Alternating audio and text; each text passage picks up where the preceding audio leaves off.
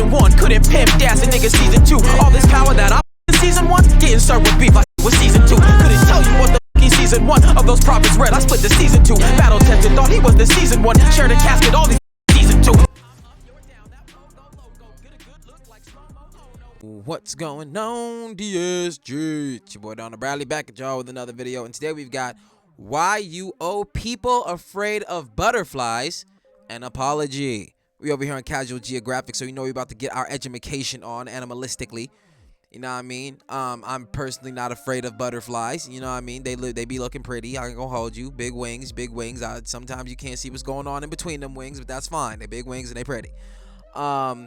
But apparently there are people who are afraid of butterflies, and they are validated in some way, shape, or form. And Casual Geographic is going to give us that validation. I need that. I want to know why you think a butterfly is scary. You know what I'm saying? Because there are plenty of bugs out there that are just horrendous, and I don't understand why. And I think that on a scale of bugs to look at, the butterfly is, you know, that and the ladybug, they're fine to look at. Just the look of them doesn't immediately incite fear. You know what I mean? That's all I'm saying. I see a spider, there's some elicitation of fear because I don't want it to bite me or whatever's going on. And I've seen the videos of motherfuckers, look, it's on your hand and it's cool with a black widow. No, it's on your hand, and that's all right over there for you. Don't come over here with that. That's all I'm saying. That's all I'm saying. But we gonna see what's happening over here. So be sure to like, be sure to subscribe, follow me on all that there social media. We ain't here without any further ado. In 3, 2, 1, click. See that shit right there? You can be. Is that a butterfly? Is that what he's telling me? That's a butterfly? Because if in the butterflies you looking at, then yeah, you have got all the reason in the world to be petrified of that shit. What is that? Okay. Plenty of animals have pretty privilege, and no other animal has ridden that train further than a gutterfly. I did not misspeak. This halo effect insect is an abomination with wings, and if that offends you, you could die in a field today. Corpse still warm. Last thing you might see is a bloodthirsty butterfly swarm. Many butterflies drink blood, among other things. Butterflies will do this thing called mud puddling, and essentially, it's using that built-in straw called a proboscis to suck the juices out of organic matter to farm free nutrients. Trench flies usually get it out the mud, but they'll also suck on rotting plants, feces, and dead bodies. You don't even have to die. If you pull over to the side of the road to relieve yourself and come back hours later, you may find a flutter of fiends feeding on your urine. See, now you thought they just use flowers as fuel, and that is true. The problem is just a diet of sugar water would leave butterflies without key minerals they need. One of those minerals is sodium, and they'll go to extreme lengths to secure it, even irritating the eyes of reptiles to drink the tears. Crocodile tears have use to someone. Of course, butterflies taste through receptors on their feet, so one landing on you doesn't make you a Disney princess. It makes you a sodium-seasoned rest stop for a flamboyant fly that's just using you until it gets what it wants and moves on to the next mark. Because butterflies are boys with wings, and that is not a joke, because their mating behavior is at a pocket for something with its PR, but one thing at a time. We'll get to that. But the only thing more questionable than what some butterflies eat is what some people will do to find them. The purple emperor is a beautiful, ethereal muse to any entomophile. It's also a death. Hear my thing. Hold on, hear me out. Hear me out. All right, so look, so you see this butterfly, right? Cool. You see that flying around like you ain't gonna scare me now. You just did let me know some things that I was unaware of. You know what I'm saying? But it don't bad, you know what I'm saying? It don't make me afraid. You know what I mean? Like, okay, so it is shit. So many bugs. You just let me know it ain't special. I got you. I see you there. No problem. But it don't elicit fear when I see it. It may, you know what I'm saying? It ain't hurting me whenever it's getting its sodium or whatever. You know what I'm saying? Essentially, it's licking your hand. And I don't want you licking my hand after you may have potentially licked shit. So we're going to have a problem there. But if anything, I'll smack you like any other. But all right, let's go. Than what some butterflies eat is what some people will do to find them. The purple emperor is a beautiful, ethereal muse to any entomophile. It's also a death merchant that avoids flowers, instead preferring rotting animal flesh and fecal waste. That hasn't stopped folks from seeking out this corpse fly, and here are some of the things people have used to attract them. Rotting fish, fermented shrimp paste, stinking bishop cheese, dog poop, roadkill, very used diapers, and in one case, a trailer of pig poop. But according to longtime enthusiasts, one of the biggest turn-ons for a purple emperor is urine-soaked fox poop. I don't think that's a coincidence, because not only are butterflies fine to mine for liquid gold, science says they might prefer the pee of carnivores, specifically mountain lions, to that of humans or cows. So when you say they prefer cougar pee, we're talking about in more ways than just cloudy with a chance of storming Daniels. But butterflies are opportunists that'll take them from anywhere, and Russian experiments have shown that vampire moths, yeah, them's a thing, are able to use hook-shaped tongues to drill through human skin and feed on the blood. Oh, but that was just an experiment. To you watching this, a vampire moth is no risk that we know of. That being said, butterflies are not what you think they are, and the more you learn about them, the more you understand why SpongeBob turned his town into an Avengers end credit after experiencing its mugshot once. The funniest part is, the close-up they crashed out over was actually a horsefly, probably because they knew an actual butterfly would have ruined the animal for an entire generation. Because like I said, no animal has had better PR than a mosquito in drag. In fact, even their name might be a mosquito in drag is crazy. A crazy. popular theory is that their original name was actually Flutterby, and the global game of telephone ended predictably. It's much more likely that it came from the Dutch word butterscheiter, or buttersh, is apparently a butterfly bowel movement. Or bush. Yo, that's crazy. Yeah, nah, that lingo done switched up crazy from that, boy. Yo, somebody PR'd up. How your name butter shit, and or whatever. What is it? That it came from the Dutch word butterscheiter. Butterscheiter, whatever. Or buttersh. Yeah, butter shit, bruh. That's crazy. Yeah, that was just shiza. But whatever. I don't, man. Bro, that's crazy. Apparently, a butterfly bowel movement looks like a brick of butter. It's not 100% confirmed, but believing otherwise goes against my narrative, so I'm gonna disregard it. Insane intro aside, what is it that makes a butterfly? Because I wasn't kidding. If you're like me, butterflies are not what you think. Like on a scientific level. Oh, hell no. Lepidoptera represents the order of flying insects that are, well, basically moths and anything that looks like a moth. Butterflies are a relatively small superfamily that's less than 10% of the Lepidoptera party, with a small contribution of at most 20,000 species. Everything else is a moth. They go to war, moths clear. There are also skippers, which are technically butterflies, but were such an out-of-character butterfly that science thought it was its own thing. Long story short, it's a butterfly that heavily borrows from the moth's playbook, especially when it comes to flying. Which gets straight up confusing when you realize there's an animal called a moth butterfly that skippers have nothing to do with.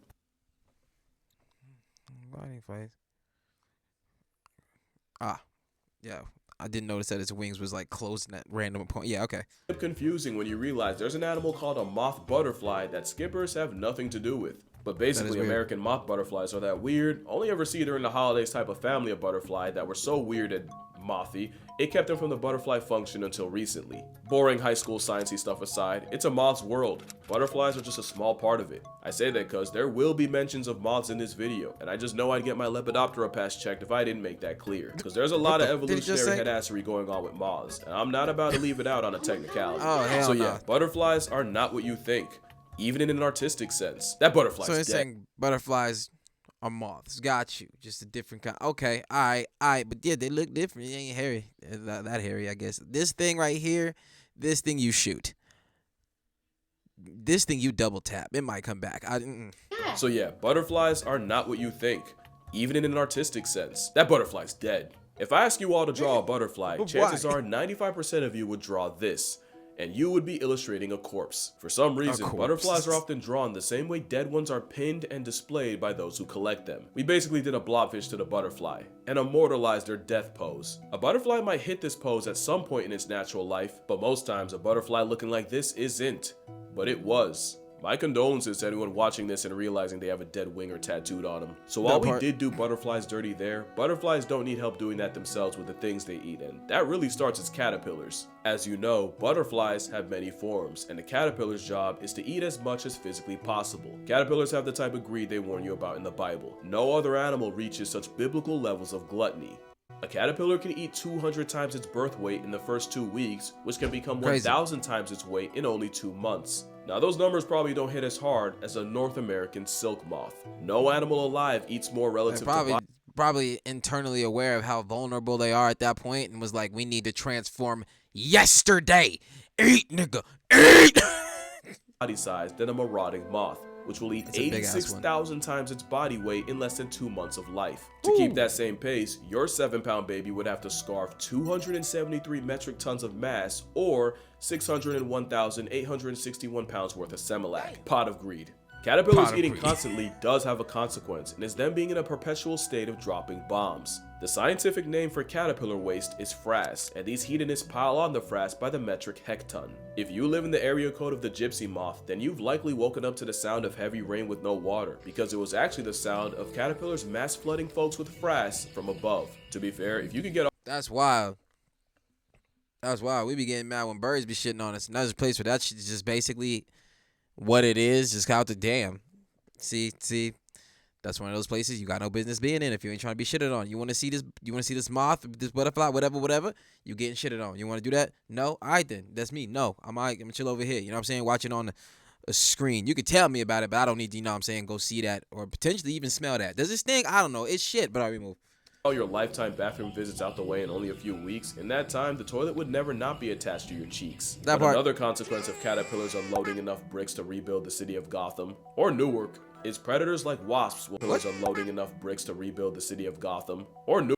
Gotham City is often depicted as being located in New Jersey. The sister of Newark. Oh, just okay. Newark is predators like wasps will track them down by following the brown brick road. So many caterpillars can ballistically launch their own fecal matter like a cannonball. The skipper caterpillar can shot put its own product up to 40 times its own body length, which is the equivalent of a man blowing it out the other end over 200 feet. Mind you, the that world thing record disappeared, bruh. of a man blowing it out the other end over 200 feet. Bro, that just disappeared. I didn't even see it go nowhere. That's just a doink. Just was gone. Okay. Mind you, the world record for shot put is 77. Caterpillars shoot the but ain't no back talk, and the chances of a visual slinger shoots one into your mouth is low. Science won't let it be zero. But they don't Science won't let it be zero. Only because caterpillars will also use their poop to manipulate the very plants they eat. Plants don't just get munched on all day and just take it. They'll produce chemicals to repel plant predators like caterpillars. Not only that, but those chemicals are like a cry for help, where one plant being eaten can warn others with its aromatic alarm bell. The catch is, they can only react to one threat at once, and the armyworm caterpillar exploits this by dropping deuces that tricks the plant into thinking it's being attacked by a fungal infection. The plant can only deal with one problem at a time, and while it's crashing out trying to fight a fungus that isn't there, the armyworm has free reign to eat it along with any other plant taking a cue from it. That's diabolical. The plant's get back is devious. Some plants can release a chemical that turns caterpillars into cannibals. Apparently, methyl jasmonate is such an insult to a caterpillar's palate that when plants would produce it as a defense, the caterpillars decided they'd rather eat each other instead. Simply not eating.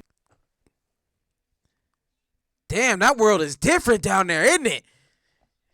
Whole ass plant's defense mechanism, eat yourself and your people. Just eat your people. Like that is wild. You know what I'm saying? Imagine if plants did that shit to us. We eating the plant, all of a sudden it's like, I don't like this. Eat him. Wait, hold on. Whoa, wait a minute now. Oh shit. I don't like that.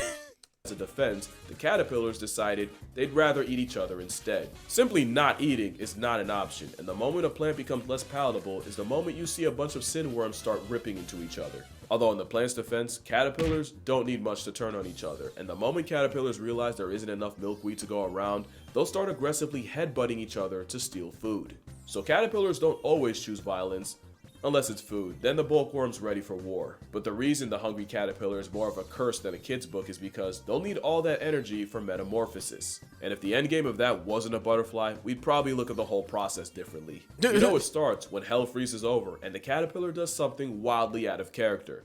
It stops eating. If you keep watching, you'll witness the caterpillar split its skin and then pull its flesh suit down and then writhe around like a foot trying to emancipate itself from a gym sock until the skin suit falls and reveals a gooey casing called the chrysalis. So a quick rundown. The chrysalis is the shell booger the switch up happens in. Pupa. I ain't gonna lie to y'all, this is the part of the video I wanted to see the most. If anything, this is the part that interests me the most, how they just like turn into these little pods and then out comes a butterfly or someone with wings. Like, bro, like what's happening in there? Like, that's crazy. So yeah, this part, let's go. Emancipate itself from a gym sock until the skin suit falls and reveals a gooey casing called the chrysalis. So a quick rundown. The chrysalis is the shell booger the switch up happens in. Pupa usually refers to the life stage this happens in, and the cocoon you may remember switch up happens in. Pupa usually refers to the life stage this happens in, and the cocoon you may remember hearing about are the silk cases many moths will make as a chrysalis substitute. Some moths don't cocoon, but no butterfly does. Now the process of metamorphosis is beautiful. Some moths don't cocoon, but oh yeah, they don't cocoon, they pod. Moths don't cocoon, but no butterfly does. Now, the process of metamorphosis is beautiful and has also been associated with rebirth. It might be associated with something else if nature removed the modesty chamber and let you see what actually happens. Inside, He about to pick it up for me. Just let it be beautiful, man. Just let it be beautiful. No, you're gonna, okay. All right, go ahead. Okay, just let it be beautiful. Okay. something else if nature removed the modesty chamber Oh, and it's let about you why see what actually happens. be afraid. Okay. Inside the chrysalis, the caterpillar releases enzymes to dissolve its tissues, basically digesting itself into almost soup. If you cut the chrysalis, a mess of caterpillar slushy would spill out. The only things that don't turn into Shrek Fest are imaginal discs, and what they are basically whatever they need to be. They're like the blueprints of their adult life, with discs for every butterfly body part like wings, eyes, antennae, and they lay dormant in the constantly eating caterpillar like a sleeper cell. The only thing stopping it from activating is the juvenile hormone in the caterpillar, and the same way neutering neophytes kept castrato sounding young, the hormone Peter Pans the caterpillar and keeps them young so they can keep eating like nature's favorite feedie. Once the hormone drops, the caterpillar pupates, and those sleeper cell imaginal discs use the protein-fueled former caterpillar to fuel rapid cell division. The process isn't one-to-one for every caterpillar, but that's pretty much the spark notes. Monarch butterflies occupy a chrysalis anywhere from 10 to 14 days. Some, like desert orange tips, will wait years, some say even close to a decade, for the right conditions to pop out. Another fact is that adult butterflies can remember part of their lives as caterpillars, even with their time as butterfly broth in between. Science shows that caterpillars conditioned to avoid certain smells through electrical shocks go on to show the same discernment as flying adults. I feel like that's way cooler than people give credit for, but it's also possible they do remember their past lives. I'm still not afraid of them. I think this is cool information. You know what I'm saying? I feel educated. I ain't scared. You know what I'm saying? They turned into goop. That's nasty. I gotta see it. You know what I'm saying? They got a whole, like you said, my modesty chamber. That's what the modesty chamber for. That's fine. You know what I'm saying? Who don't want to be in a modesty chamber when you halfway turn into goop? I don't want nobody to see that. If it happened to me and I was gonna transform, don't look at the goopy part. Look at me before and after. Don't look at the goopy part. I feel like that's way cooler than people give credit for, but it's also possible they do remember their past lives of greed, which might be why many moths don't have mouths altogether. Okay, that's a joke. Well, not the no mouth thing. The Luna moth is only alive for as long as its caterpillar past ate for. But the reason is because the same way a caterpillar's job is only to eat, once they can fly, their main priority is getting laid. Flutterbys have one job, and it's to mate, and some moths take the sentiment literally. Because a closed mouth won't get fed, but no mouth might get my bad. I mean her abdomen. Touching abdomens is how butterflies mate, and the process is much less innocent than you want to believe. Yeah, it's about that time. It's about that time. time? Almost every messed up thing about butterflies comes down to them catching a date. Butterflies will use several factor authentication like sound, color, even flight patterns to choose a mate, but the real secret sauce are pheromones. Males use pheromones like a calling card, and many moths and butterflies have a hair pencil to help get the message out. So I want y'all to think of Butterfree whenever they use the sleep. Remember, think about it. What's it putting you to sleep for? Think about it. Okay, sorry. Pheromones like a calling card, and many moths and butterflies have a hair pencil to help get the message out further. Also called the coromata, it's a scent organ that inflates and fans out pheromones to anyone who might be interested. And with over 180,000 species of moths and not moths, someone was bound to take it too far. And Creatinos Gangus shows you just how far love. Creatinos Gangus, that's a pink. Oh, hippity hell no. Oh no. Don't do it to me. Can't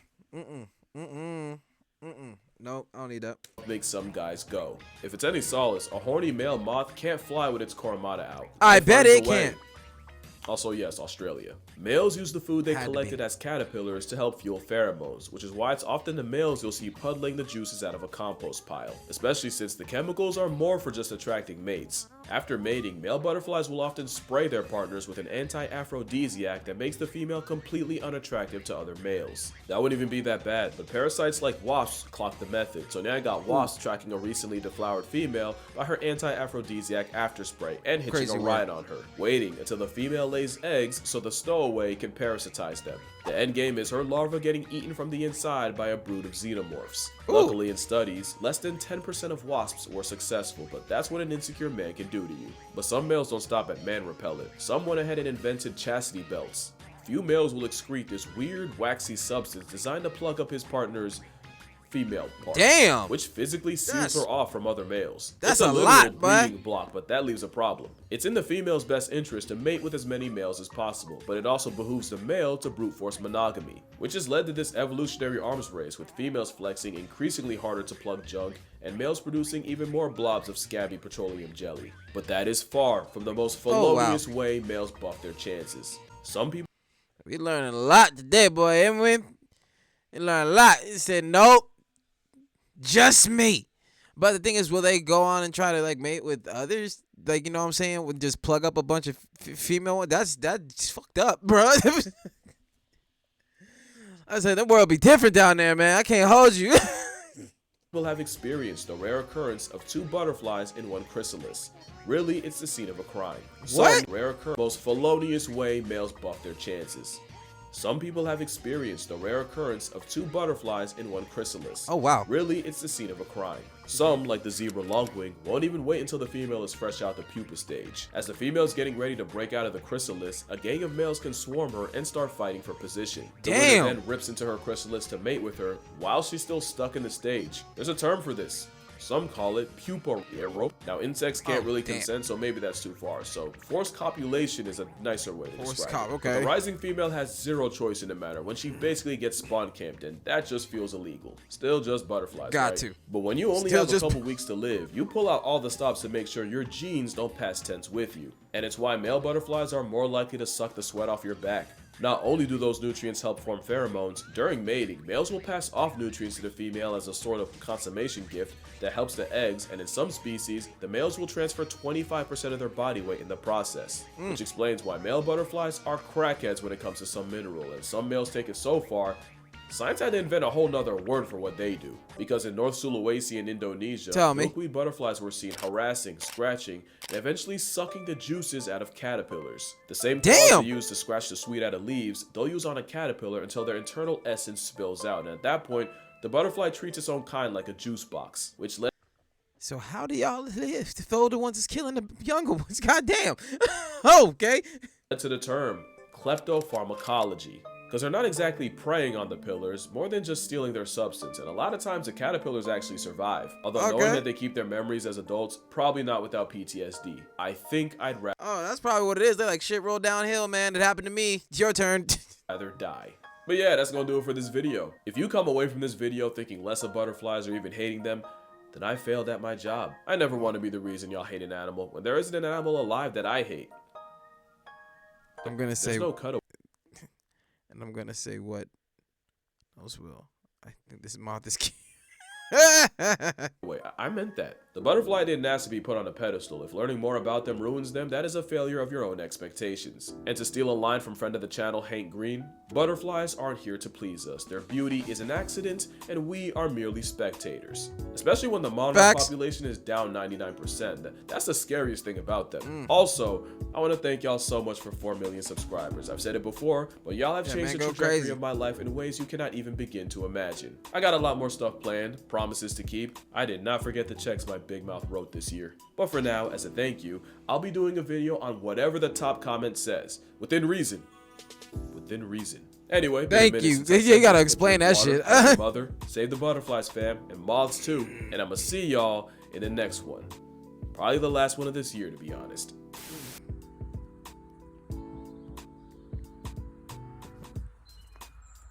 Hey, stay away from that shit fly. Butterfly weighing some options, boy. Weighing some options, isn't he? I'm like, I want it, but I don't want to become it. Yo, that was dope. We watched that dope here. Got our animal education on in that one. I liked it. You know what I'm saying? Like I said, I'm not afraid of them. I still afraid now. I know more. You know what I'm saying? It might be a little more when it touches me and less. Ooh, you know what I'm saying? You did do that. You did do that. You just made him a little more gross, to be honest with you. But definitely got educated. That finding a partner mating part, that was different, you know what I'm saying? But like, once again, educated. At least it wasn't no shit that's like, you know, stay out the water with those ones. And the ones you just should not be around, you know what I'm saying? That them is the ones that, you know, look a little different about. But yeah, nah, man, this was cool. That's take. Be sure to like, be sure to subscribe, follow me on all that there social media. And I'll catch y'all next one, fam. Peace.